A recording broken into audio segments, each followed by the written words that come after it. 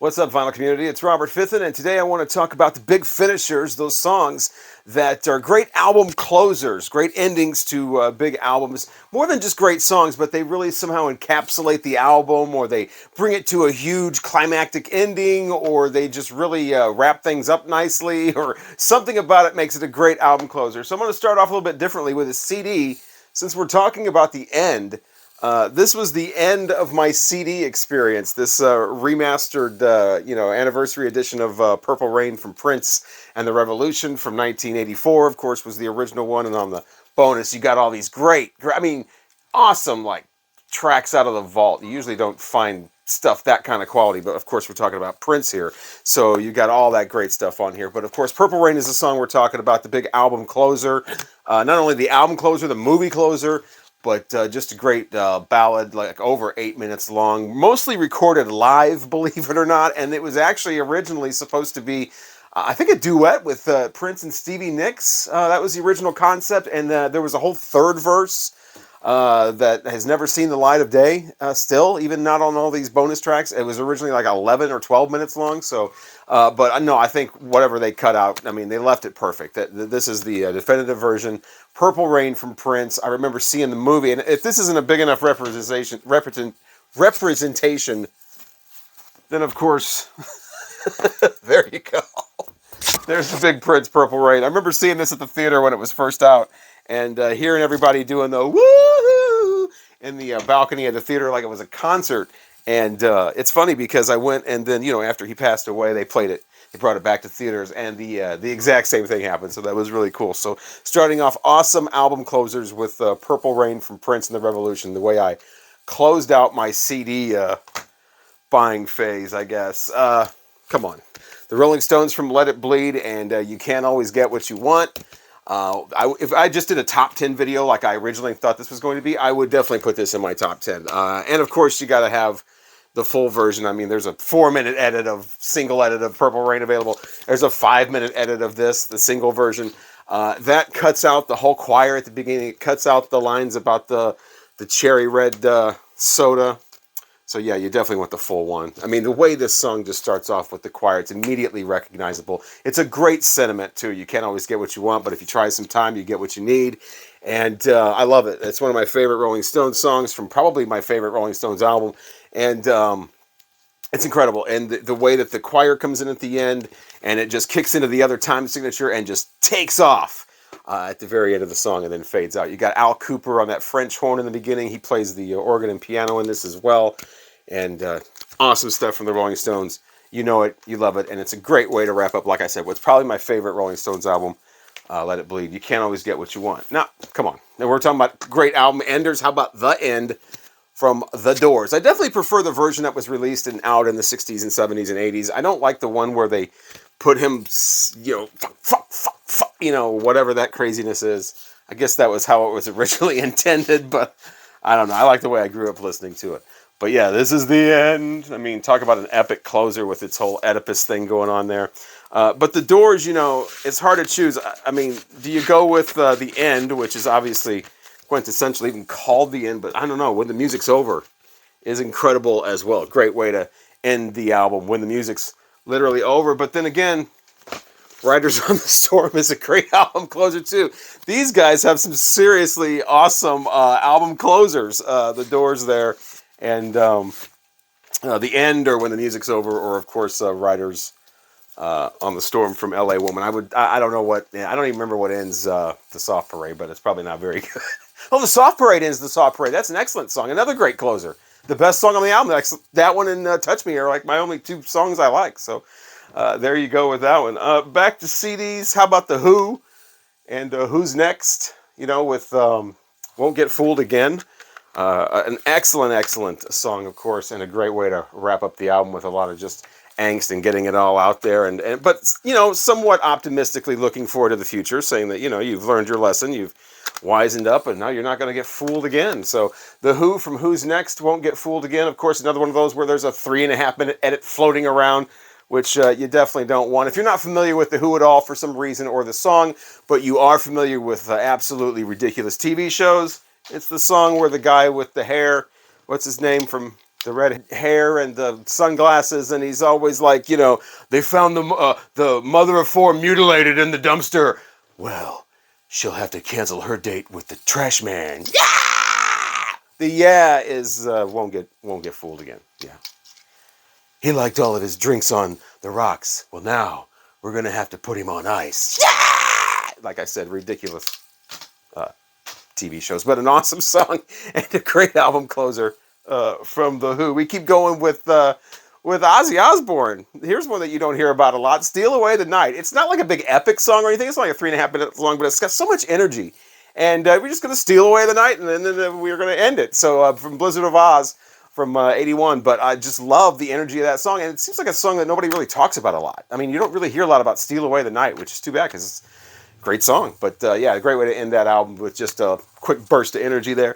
And speaking of bursts of energy, another song that's not epic, but is just like a fireball to end Sin After Sin, the big label debut from Judas Priest there, and A Dissident Aggressor. Wow.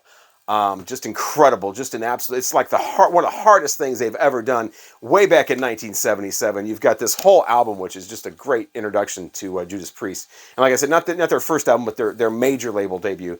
And it's probably the way a lot of people discovered them, but an incredible album. It's probably my favorite Judas Priest album. But the Dissident Aggressor at the end with the whole like the marching thing, and it's just this insanely high-pitched scream that starts the whole thing off. And it is pretty cool stuff there. Remade by Slayer. So, I got the Slayer seal of approval for its intensity. So, yeah, Dissident Aggressor from Judas Priest. Another great album closer. Now, you may be asking, what's with all the CDs of Ozzy and The Who? Why don't you have all this stuff on vinyl? It's my long-standing non-trust of American CBS 70s vinyl and 80s vinyl. I've gotten burned too many times. So what I'm doing is I'm just waiting. One day I'll get the UK versions of these on vinyl, and that's what I want. So it's like, do you have that when you're a vinyl collector? Are you experiencing that at one point where things just are no longer good enough?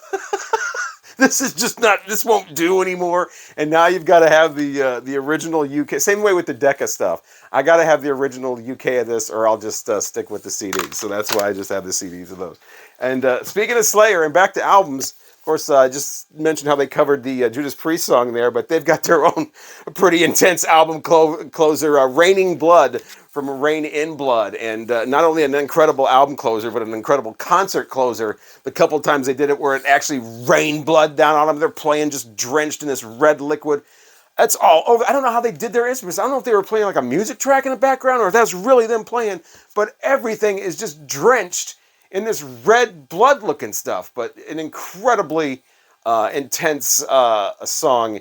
And that's the way I feel about Slayer. If you're going to go for it, go for it. If you're going to be a heavy metal thrash band, then just rock out. And they certainly do with the Raining Blood. And again, if you've never seen that concert footage of them with the pouring blood, you got to check that out. Man, Hendrix is another one like the Doors, just all kinds of excellent album closers. Of course, you saw started off with the Jimi Hendrix Experience and Are You Experienced, closing off Are You Experienced.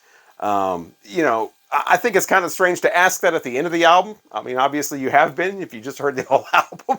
Should have maybe been more like Now You're Experienced or You Have Been Experienced. But anyway, obviously, iconic song with all the backwards guitar and the kind of it's kind of like Jimi Hendrix is talking right to you about, it's time to get experienced here. This must have been incredible to listen to in the 60s. Of course, I didn't catch on to this until, I don't know, like the late 80s. But yeah, the Jimi Hendrix Experience, Are You Experienced, is an excellent way to end an album. And Electric Ladyland, I love Voodoo Child, Slight Return so much. It's probably my favorite Jimi Hendrix Experience song that I've almost forgot it was an album closer because I'm just hearing it by itself all the time. But yeah, it definitely closes out the 2-album set of Electric Ladyland, and just a great journey that you go on. And then to you get a little taste of what's to come with the Jam Voodoo Child, which is earlier on. But the Voodoo Child Slight Return, that's prime Jimi Hendrix. Like I said, probably my second favorite Jimi Hendrix song. Axis, Bold as Love is the album. Bold as Love is the song. Very underrated. You never hear a lot about it. Check it out if you don't remember it or never heard it. Bold as Love from the Jimi Hendrix Experience. Why am I showing you the inner sleeve? because the album jacket is up there on the wall. I don't know if you can see that. But yeah, the gatefold out with the whole great kind of Hindu looking imagery there. But yeah, Bold as Love with all the colorful stuff. The green is the envy and the yellow is the cowardice, and all this kind of stuff makes a rainbow of a person. It's just incredible lyrics. And then the change halfway through the song where it does that swirling like reverb. It's just an incredible experience, no pun intended. All those songs are. Just get all 3 Jimi Hendrix Experience albums and then Smash Hits too, because all of them are incredible. But that Bold as Love is kind of underrated. The Damned, they do a little homage as well on this, their debut album. They do a cover of the Stooges, I Feel Alright. Now, it's kind of epic for these guys because it's a punk rock band from 1977 UK, so a lot of their songs are like 3 minutes long, 3:10. So it's kind of epic for them to do kind of a 4.5 minute long tribute to the Stooges, and it absolutely, totally fits with the sound of this album. It is just like it's their song, they kind of make it their own, but yeah, man, they really, if you're going to do the Stooges, you better know what you're doing, and it seems like the Damned certainly do with I Feel Alright. So that's a great closer to that album as well. Obviously, great album all the way through. You want a little bit more 80s rock, a little bit more metal in there. How about the Scorpions closing off Love at First Sting with Still Loving You? Yeah, what a great power ballad that is. And what a great, it's 1984. That's kind of what you want. It's kind of like the heavy metal Purple Rain, same year, that real power ballady kind of lost love type of please come back to me, yearning kind of stuff. But I love the guitar lick in that. That wow, no. That is like, I love it. I wish I could play that. Cannot. I mean, I could play the record. I can't play the guitar lick. But yeah, Love at First Sting. This had 2 covers. The other one looked like that. So yeah, the Scorpions. I love their 70s stuff, obviously. Fly to the Rainbow is my favorite. But, good 80s stuff from these guys as well. And maybe you're not so much lost love and sad power ballad. Maybe you want more like stripper going around a pole ending to your Scorpions album. You got to go with the Blackout album and When the Heat is Going Down. That is I used to work at a strip club. And that is a stripper. That was a good one. But yeah, When the Heat's Going Down, it's a great slow, just grind song. It's kind of comes out of nowhere because it's not talked about a lot. I love this album. I don't know if it kind of goes with the imagery of this album or not, because like I said, it's more of like the purple lights. Purple lights. You remember Purple Rain? This is more like purple lights in the strip club. When the Heat is going down from the Scorpions. Great way to wrap that up. So REO Speedwagon, and that's right, REO Speedwagon. REO Speedwagon, the early days from REO 2. They got a great closer on here called Golden Country. It's somewhat political for the time, especially. Definitely a lot going on mentioned in that song that's still going on today, but it's just one of those killer classic rock, like 7-minute long ramp, just killing it all the way through, and then just blazing the trail off in the end there. And that's exactly what it is. It's a great guitar crunchy riffs, that great. This is not Can't Fight This Feeling. This is 1973, I think, somewhere around there. But yeah, REO Speedwagon 2 is the album. Golden Country is the album closer on here. It's also on a lot of their on their compilations. Rush with this is Archives Rush. Now, whoever had this had the records in perfect condition, but somehow did all this to the cover. I would think somebody would treat this a little bit better. Because it probably wasn't cheap. But yeah, Rush from their first album, which actually the cover looks like this. But the song is called Workin' Man. And I like this cover better. Let's just show this with this big-ass owl on there. It's not on here, but yeah, Workin' Man from Rush. Their first album was kind of a different sound for them. They were more of just like your basic blue collar, working man, blue collar rockin' band, classic sound, guitar rock. And they got picked up by a radio station in, I want to say Ohio or Cleveland or something like that.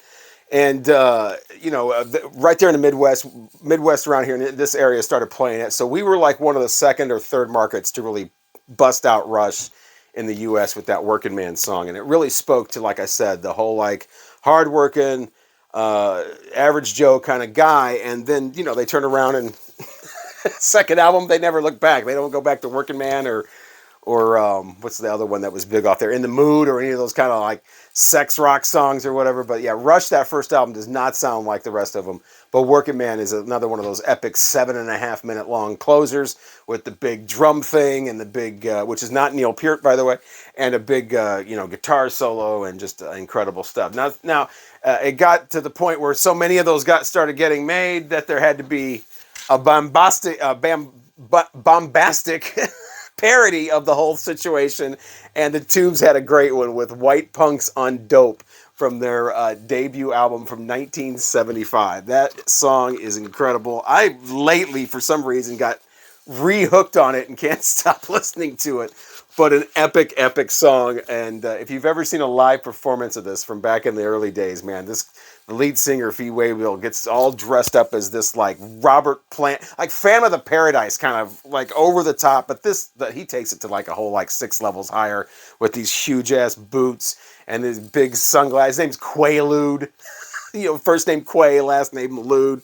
But does his whole character, and this is just I love White Punk on Dope. It's more of I guess a kind of a it talks about more like the people, like the rich kids in like the San Francisco area or Beverly Hills or whatever, and how their parents all moved off to Hollywood and left them just to their own devices. It's kind of a commentary on that whole situation, which is not really familiar with, but I get it. I get White Punks on Dope. Back to some CDs here. Elvis is back. We go way back for Elvis is back. Now, he came back from the army. That's why it's called Elvis is Back. And this is like one of the first like album type things where people really consider this like a listening experience that you're supposed to start off at side 1 and then listen to side 2. I used to have this on vinyl, but I got rid of it because I wanted to get the one without the tracks on the front, but I haven't got that yet, so I still have this on CD. But Elvis is back, and a great ender on this is called Reconsider Baby. Reconsider Baby is this, like, again, it's longer for him because his songs are all 2.5 minutes. So he comes on with this 4-minute Reconsider Baby, which is just this bluesy kind of drunken, almost what the hell's the strippers called? Not vaudeville, burlesque. Almost like this bluesy, this just dirty, like burlesque almost kind of thing going on there. But this down-home blues, it just sounds like Elvis just finally just relaxing, not trying to make a hit record, not trying to make some, quirky little pop tune, but just getting really into a blues track, and it's called Reconsider Baby, the final track off of Elvis is Back. Another CD with a great closing track that I have, Talking Heads from Little Creatures, and they're on the road to nowhere. That's a great way to end this. It's kind of like a marching beat to it, and a great track from these guys. This is from 88, I want to say. 87, somewhere around there. But this is the one with And She Was, and what's the other one? Stay Up Late. A lot of great tracks on here that kind of were more of the modern rock kind of thing going on. But Road to Nowhere is a great, dun, dun, dun, dun, we're on a road to nowhere. And you just think it sounds like they're marching off on a road to nowhere, and then the album ends, you don't know where they went or what happened, but just a cappella, we're on a road to nowhere, and that's it. Bob Marley and the Wailers Legend is one of the best compilations of all time. It plays like an actual album. A lot of people have this and love it. Definitely represents like what most people need as far as Bob Marley. Now, if you have the Uprising album, you'll know that the last song on there is called Redemption Song. It's also on here. It's not the last song, but it is on the Uprising album. Redemption Song is just Bob Marley seemingly just pouring his heart out. It's such a beautiful song, but so like remorseful, but like at the same time hopeful. It's that strange, it's like that magical thing that some people can just capture, where they have the sadness and the hopefulness and all these different emotions going on at the same time, and at the same time it sounds like just a very simple song. So it's just really, really it's really complex and yet simple. It's very sad and yet hopeful. Redemption Song from Bob Marley and the Wailers, closing off the Uprising album. Cosmo's Factory, man, these guys got some great album closers. Susie Q off that first album. I left that over there. Their very first album has Susie Q on it, an 8-minute song. They go into this like chanting thing. That's how you got to do their cover of Susie Q. That's why I still don't have Chronicle to this day because it has some edit of Susie Q. Now this one has more of an, more of a real, what you'd think of as an album closer on Cosmo's Factory here with Long As I Can See the Light. Another great song, just kind of like a redemption song there, just kind of very introspective, same time hopeful, just, to get through it as long as I can see the light. Something hopeful in the future, I'll be okay. That's kind of the sentiment on this album. That's incredible all the way through. This is the one with Ramble Tamble starting it off, a big long song, and then a bunch of those quick little CCR, quick little single songs, 2.5 minutes, bunch of hits on here, and then another great longer song with Long As I Can See the Light to close it off. The Eagles' Hotel California album ends with a great Don Henley song called The Last Resort. Now, I almost am not even wanting to talk about how awesome Don Henley is anymore because he's just got this bizarre crusade to get all the Eagles songs off of YouTube or something. And it's like, dude, understand marketing. You want those songs on YouTube. You'll be paid if people upload those songs to YouTube. Calm down. But yeah, he is not into that at all. But I can't deny the song "The Last Resort," an absolute masterpiece of a song, over 7 minutes long. A great way to end Hotel California. All about the homogenization of basically the frontier. How there's nothing left. We're just consumers now. The thing. But he really makes it sound good, and love the piano breakdown towards the end, and just it's beautiful music, along with the kind of cynical lyrics, which I can definitely appreciate as somewhat of a cynic myself. But the music is beautiful. The piano and everything kind of underlies that super harsh kind of hopeless message. I like hopeless music too. This song's hopeless. Bob Dylan's got a lot of great album closers. A lot of them are really long. I prefer the one on here, not just because this is an awesome album anyway, but It's All Over Now, Baby Blue is not the one where he's doing some long song about a blue-eyed, lonely woman from the Southlander. This is the one where he's like, it's all over now, Baby Blue. This has happened. The band's picked up and gone home. The clowns have taken off their makeup or whatever, and it's all over now, Baby Blue. Bob Dylan. And Bring It All Back Home is the album. This is an incredible album. Anyway, Mr. Tambourine Man's on here. On the Road Again is one of my favorite kind of lesser-known Bob Dylan songs. I absolutely love that. How come you don't move? Anyway, we're talking about album closers. It's All Over Now, Baby Blue. Another kind of not too happy of a closer. I mean, everything doesn't have to have a happy ending.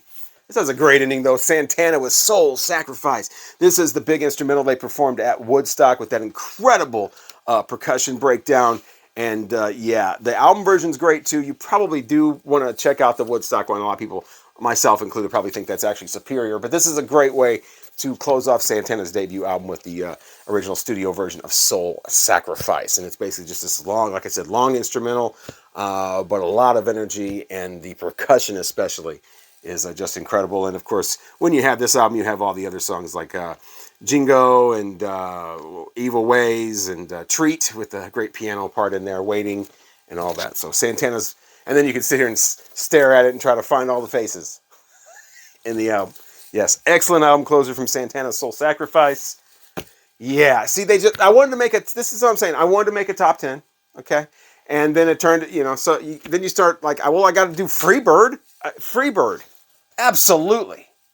I mean, the talent that is in this debut album is just incredible. These guys come out with this. They sound like a band that's already been doing like professional music for 15 years at this point. They are that good. Yes, this is the MCA one, not the Songs of the South. But yeah, Leonard Skinner and Freebird. I mean, what a way to close out your first album. And just incredible song. I mean, I don't really have to explain too much about Freebird and why it's an incredible album closer and whatever. And yeah, I love the fade out version. There's a longer one where it actually goes and they do a cold ending on the song. But I think they made the right decision by fading it out, because it sounds like the Freebird's kind of flying away. But I mean, the guitar solos, the whole sentiment of another one of those rock songs from the time about a band that's on the road, so they're always leaving. I got to be going on, I got to be moving on down the line. I heard it in Love Song, Where's My Duffel Bag? I'm hitting the road.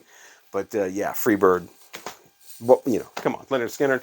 Now, Grateful Dead's got some great album closers. I like Caution, Don't Stay on the Tracks is probably the wildest one from Anthem of the Sun, but that's more of like a half of an album side. So that's more of an almost album side rather than a closer. I picked this one from American Beauty, Truckin', because it's kind of like if you're not a big Grateful Dead fan or you play this for someone or in front of some people that aren't huge Grateful Dead fans, they love it. They're like, I really like this. I really haven't heard this before. And then Truckin' closes everything out. And it's like, oh, okay, I know this song. And then, yeah, closing it off with the big hit single.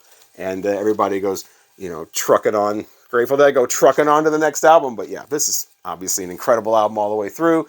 But yeah, Truckin' from the Grateful Dead. Again, stay away from the 45 version of that. It's weird vocal effect, and of course it's like a minute and a half long, and yeah, but Truckin' from the Grateful Dead is an excellent album closer. Another one of those songs that originally had like, I don't know, 42 minutes of lyrics or something from Robert Hunter, and they had just kept chopping it down and chopping it down. Neil Young and Crazy Horse, everybody knows This Is Nowhere from 1970. I mean, I think this has two good album closers on it. One on each side, depending on which side you play first. You can either make the album closer Cowgirl. Well, the album closer is Cowgirl in the Sand, or you can make it the side one, Down by the River. Both like 10-minute long. Just you know, just got these groove. It just is relentless throughout both of those songs. And then, of course, you've got his unique guitar stylings on there as well, and his unique vocalizations on there. Neil Young. Everybody knows This Is Nowhere with Cinnamon Girl and all those songs. But the two big long ones that end each side each make great album closers. Cowgirl in the Sand and Down by the River. Jungle Land from Bruce Springsteen. Born to Run is the album from 1975 with, of course, 10th Avenue Freeze Out and Born to Run and all of those great Badlands and all that. This was his big breakthrough album, obviously, with Clarence Clemens there, and the saxophone makes a big part in the, I think it's like, what, 9 minutes long? Jungle Land. I prefer the piano in that. I'm not a real big fan of saxophone playing like that, but yeah, the piano is beautiful in this, and you know, you've got Springsteen and being just Springsteen, you know, it's hey, over on the, you know, just it's a like, you know, kind of wistful kind of way that he does certain songs. He's definitely doing that on Jungle Land. It's not a belt out thing like Born to Run or Born in the USA or something like that. It's one of those more like he's singing from a balcony or something like that. Grand Funk, man. Is this Grand Funk, right? Not Grand Funk Railroad? Because they took the railroad out for a while. This is when they were Grand Funk. And no, this says Railroad. Closer to Home is the album. And then I'm Your Captain, Closer to Home, the great 9-minute long song that wraps this baby up, and that's a great road trip song. You know, I'm getting closer to my, it just goes on and on like that. Getting closer to my home. You definitely don't want to do that on a road trip when you're on your way to the destination. You want to do it on the way back. But this was out in 1970, so the Closer to Home, I think a lot of people put that with the whole Vietnam experience and being away, or you know, and then or having someone who was away and wanting them to be closer to home, and having that feeling that, you know, one day they'll be closer to home. They're getting closer. The day's getting closer when they'll be home. So, you know, a very sentimental song for a lot of people, and a beautiful song too. But yeah, this is like a green capital value version with the UPC. This is the only Grand Funk album I have that's not like an original from the time. I think this is actually supposed to be a gatefold. But yeah, this is the only one I have, because I got this when it was new and I was little, and I think, no, this is the promo version. But anyway, yeah, Closer to Home, Grand Funk. Another big epic song closing out an album in the title almost. The Chambers Brothers and Time Has Come Today. One of those songs that I mentioned in my... there's a few songs that pop up in this that I just mentioned in my... the best of the long songs that are over 11 minutes long, because obviously these big epic long album closers, some of them are going to be quite long like this one. But yeah, just a lot of fun. Obviously, these guys just kind of playing around in the studio, the reverb going on, and the constant like tick tock of the cowbell there, and just a lot of great stuff. For some reason, they decided to go into the Little Drummer Boy halfway through. It's Christmas Time with the Chambers Brothers. Lasts about a minute, but yeah, these guys are great, and that's a great psychedelic song. I mean, it's one of my favorites of all time. You get kind of fooled by these guys because they're not really a psychedelic band. A lot of their other stuff sounds like basic kind of bluesy type music from that period, like the People Get Ready type stuff. But yeah, the Chambers Brothers, That one great song, though, Time Has Come Today. Another great, big, long album closer that CBS gave us back in 1973 is J.F. Murphy and Salt and The Last Illusion. Now, this one isn't quite as popular as some of the other ones I've been talking about, but it was a big song here for the radio, or for rock radio in the Midwest back in the 70s. And basically, the singer here, JF, has been spurred at one point by a friend. And it must have been bad, because that's what the whole song's about, how friendship is the last illusion. It's a very, very bitter song, but it's got some cool guitar work. It's one of those great, like I said, one of those great, like, 70s classic rock album closers. Very long and epic. But, yeah, he talks about how, you know, yeah, when a woman, or, you know, or your love ends or whatever, that's one thing. But when you lose the trust of a friend, or a friend stabs you in the back, that's the last illusion. You're done.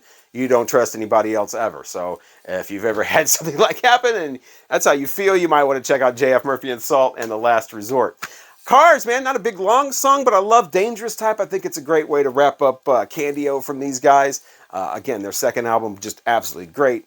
First album's awesome. This album's great as well. A big, nice 1-2 punch from these guys right out of the gate. And then Dangerous Type closes it off of one of those songs that kind of builds and builds and gets kind of louder and louder and louder and fades out.